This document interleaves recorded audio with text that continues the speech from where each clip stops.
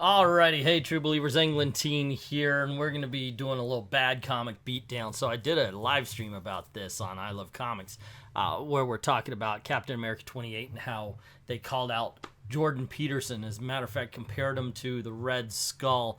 And I read a little bit more of it, and I'm like, yeah, this deserves its own bad comic beatdown. So let's go page to page and check this thing out. I think it'll be entertaining. So without further ado, let's get this party started. You know, one of the saddest things about Captain America, same with older Spider-Man, is they've got these gorgeous Alex Ross covers on them, man. Seriously. I don't know, that's Alex Ross, right? Yeah. Anyway, point being, it's a great cover. It's a really beautiful cover, and it does not say anything about the trash that's on the inside. And I mean right off the bat, take a look at the girl in blue. There's no form to her at all. Not in the torso. It looks like only half the face was drawn. This is a completely horrible page. Now, the sister, the one in the blue, is telling the redheaded girl there, I'm trying to make you tough and get you ready for the world. Of course, the redheaded, she's having none of it. And all along, they're going to, I guess, a skinhead rally? What's the dealio here, I guess? And she starts beating them up and everything. It's the Skeleton Crew, they're called. And all the while they're saying, but, you know, I'm prepared. I'm trained, you know? And we see the redheaded girl beat up a whole bunch of guys that are way bigger than her. Like, no one gets a shot in. No, at least she's using a weapon. Okay, but if she was shooting, that would be different. However, we actually find out there's more. There's a method to her madness. And she actually says, now, listen up. I was sent to yank you wimps out of mommy's basement and make something out of your weak, pathetic lives. I run the Skeleton Crew. You move when I tell you to. If that's a problem, say so right now, because by God, I promise you. And she shoots the guy who tried to beat her up. My dance card is never full. Bum, bum, bum. Is that a tough guy line? My dance card's full. I'm sorry, I said it wrong. See, I'm not a tough guy. But I can't imagine running into battle going, my dance card's full or never full. Woohoo, woohoo, woohoo. I guess the jazz hands doesn't help, you know. My dance card's never full. I'm going to kick your butt. I don't know. I'm not a Marvel writer, so maybe I just don't know these things. But thanks to Marvel loves putting the credits at the end of a scene like we're reading a movie. And, of course, we do find out that Ta-Nehisi Coates is responsible for this. Leonard Kirk, you're not doing too much better, to tell you the truth, dude. At least draw something when you draw a person, okay? Lenox Hall. Let's try that again. Lenox Hill Hospital. Bum, bum, bum. Okay, so we see Captain America. He's talking to Jim Gordon. I'm sorry, it's not Jim Gordon. It's Detective Brennan. And he's saying, thanks for coming, Cap, but I'm not sure what you can do here. I can do a lot, Detective Brennan, especially with the people behind this still on the street.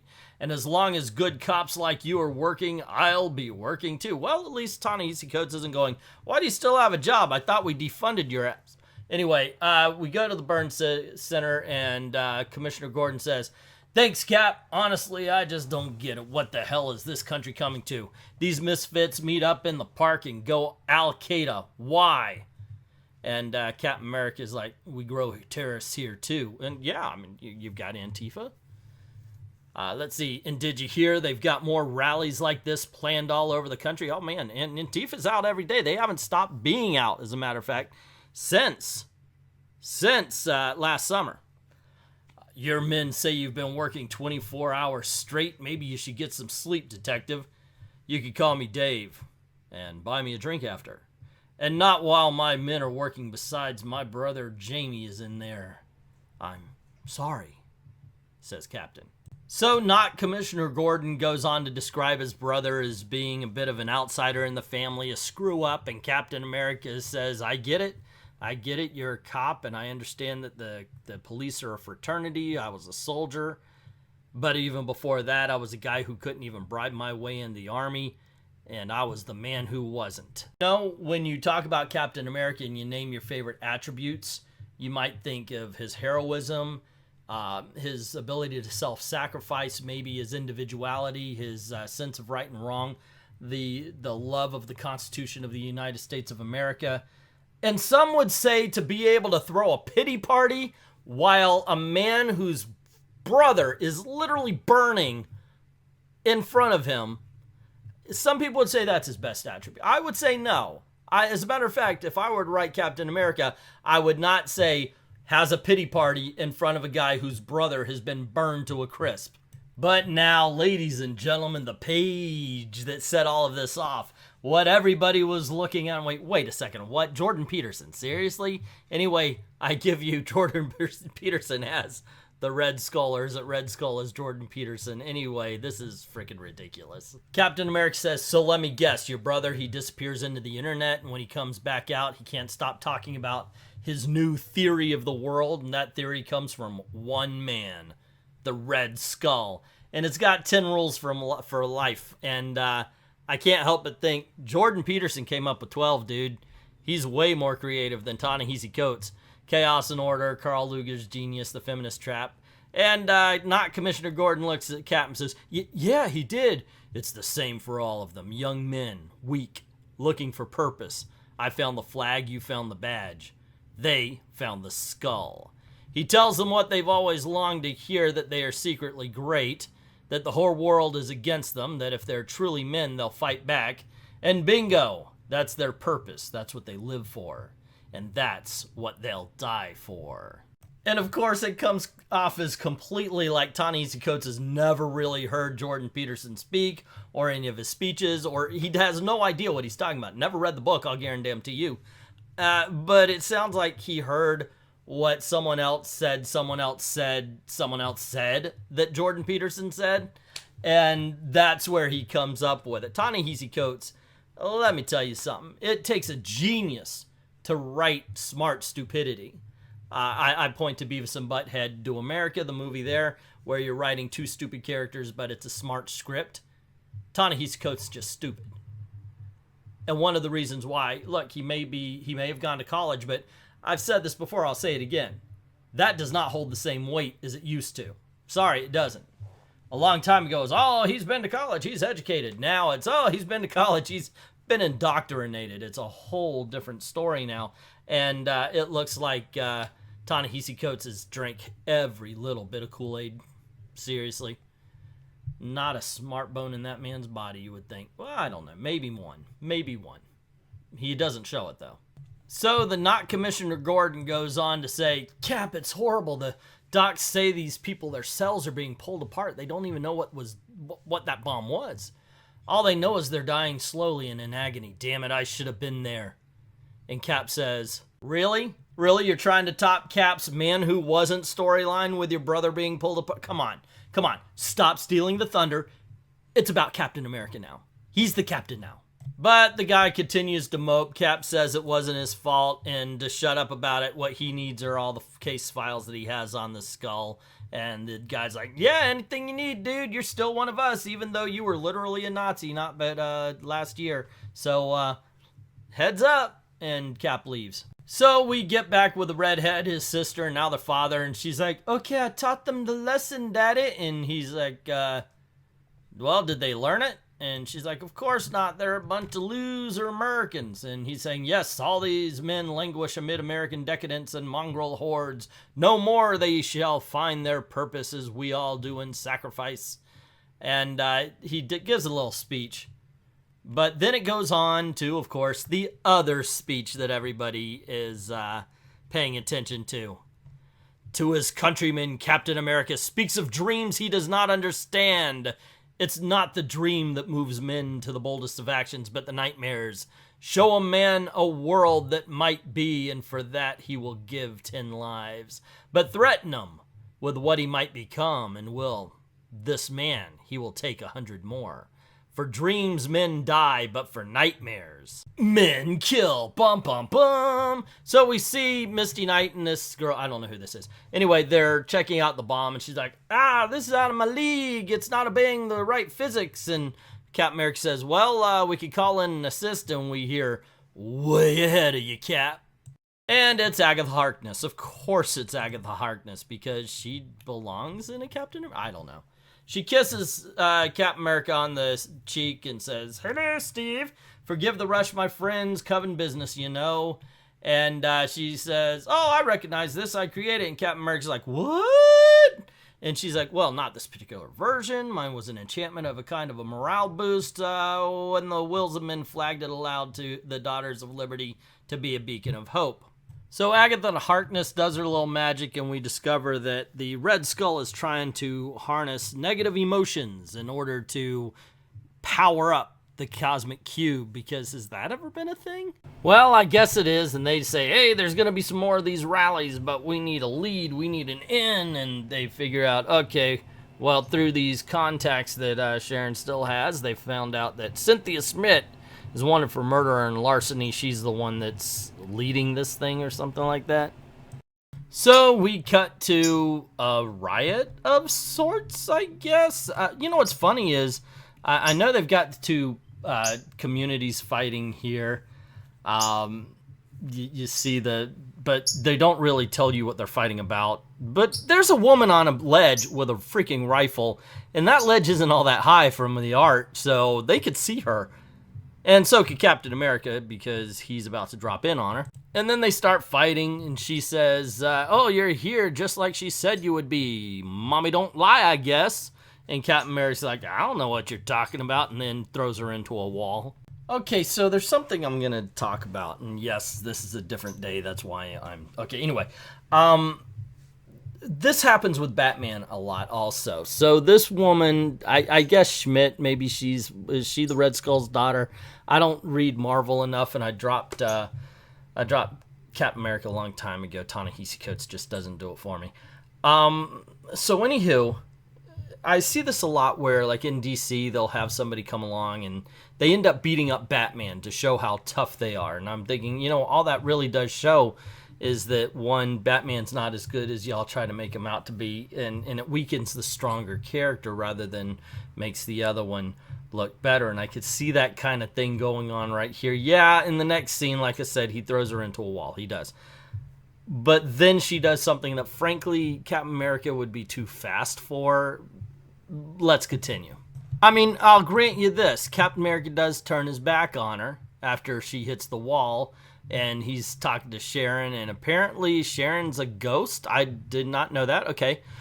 And she's like, "Visors are attuned to Agatha's components, but I got nothing." He says, "Okay, we're all wrapped up here," and the chick throws a knife at him, cutting him in the leg, and then he's starting, "Oh, come on, and he's like, "Oh gosh, I'm woozy," and we find out he's poisoned. She basically bitch slaps Captain America. And what was this their plan all along? Because the sister is still talking to Schmidt here. Something essential, something all at once hidden from you and yet precious to you, because yes, you are a killer, but there are all kinds of ways to kill a man, Cynthia. And sometimes what is required is delicacy. Sometimes if you want to kill a man, it's better to kill him softly. In my experience, 4 big guys with metal poles beating a man down, that's not killing someone softly. Just giving you that advice for future references. Here we go, more rules from life from Jordan Peterson. More rules. Here we go, more rules for life from Jordan Peterson. What has happened to the men of the world is truly one of great tragedies of our time. Once the American man was a conqueror. Now he is a caretaker. And a caretaker of what? He stands for some amorphous dream, a dream of nothing. But what I offer you is more than just some petty dream, more than a life of tending the hearth. No more shall women be summoned to fight your battles. I offer steel for your spine and iron for your gut. I offer you the sword of manhood. Dude, I'm married. Thank you very much for the offer, but just don't swing that way. Keep your sword in your sheath. That's all I'm saying. Okay, who has this been? This is Ta-Nehisi Coates writing, by the way. This isn't Red Hulk. This isn't the Red Skull speaking as much as it is Ta-Nehisi Coates writing. So in what Mark of Life has women been called on to fight men's battles. Yeah, I mean, they've been led into the army and everything, but that's not fighting men's battles. Like, what? It's not so much, and this is where I think everybody is getting this wrong, and trust me, people on the left don't understand why no one likes the people on the left, except for, by that I mean leftists. Really, no one likes them except for them. This cancel culture, the blue hairs, the kids out of college, the Ta-Nehisi Coates, who believe they're activists, but, you know, they're not all there, is that they get it wrong. They assume, rather than talk, rather than actually engage in conversation to find out what people mean by things, they assume what's meant, and they get it wildly wrong. It's not the elevation of women in society that's the bad thing. There's nothing bad about that at all. Like I said, I've got 2 daughters. I hope they go as far as they want, and I hope they want to go far. What's the problem is that society has been actively knocking guys down. I mean, to the point where if they want to go and have a rally to talk about the suicide rate among men, it's met with protest and anger and calls of misogyny. And that's where the problem is. And I don't even, and I said this before, I don't think that Ta-Nehisi Coates has ever bothered to read the 12 Rules of Life. I can't say anything, neither have I. I just, I don't know. Maybe, I don't know, maybe at 50, I feel I don't need to. It's just I've never been compelled to, in all honesty. Anyway, let's get back to the very last page of this story. And so the last page has Captain America getting patched up by Sharon, and she's talking to him about how when he loses, he lets it cloud his judgment, and he's like, I was trying to save lives. And she says, exactly. And for Lucans, this has always been more than lives. Look at what we've seen, from nukes at the Capitol to men's of Adamsville. I keep telling you, they simply aren't dealing death and destruction. The point isn't murder. Murder is just a tool. They aren't trying to kill a man. They're trying to kill an ideal. And then we do see Jordan Peterson in the last panel. The problem with this particular scene is, you know, by Ta-Nehisi Coates' writing that he actually doesn't understand American ideals. He doesn't know what American ideals are. As a matter of fact, I think he believes American ideals, if you ever read his other stuff, racism, violence towards one another. But it's something. If you start thinking that way, that's the way you're going to see things, in all honesty. It's the Pollyanna effect. You know, you look for the bad, you find the bad. You look for the good, you find the good. There's good and bad in America. The American ideal is individualism and equal opportunity, not equal outcome, which they're trying to say is, oh, we want things equitable. No, you don't. Let me tell you something. We don't. If you don't understand those ideals, how can you say what side you're on either of them? And once again, instead of really finding out what they are, he would rather just assign a motive and then argue that point, which is weak. It's very weak. As far as the Jordan Peterson is concerned, at this point in time, he's owned it. He's been putting it, like he drew he's got a hydra as a lobster, hail lobster. He's turned into the skid. I think one of the things is that he's recognized the ridiculousness of the statement, ridiculousness of them putting him as a comic book villain, and knowing that in no way, shape, or form has Ta-Nehisi Coates ever read his book. So he has no idea what he's talking about. But then again, as a comic book reader, we're already used to that. But that's just my opinion. What is yours? Let me know in the comments below. Don't forget to click like, share, subscribe, ring the notification bell if you haven't done it already, making sure that notifications are set on all. And if you don't mind helping out the channel, go on over to Ko-Fi or to Patreon. Both have links in the description below. Drop $1 in the till. Helps keep the lights on, helps keep making videos for you. Thank everybody who's already done that, and to everyone, all of the true believers, thank you very, very much for watching.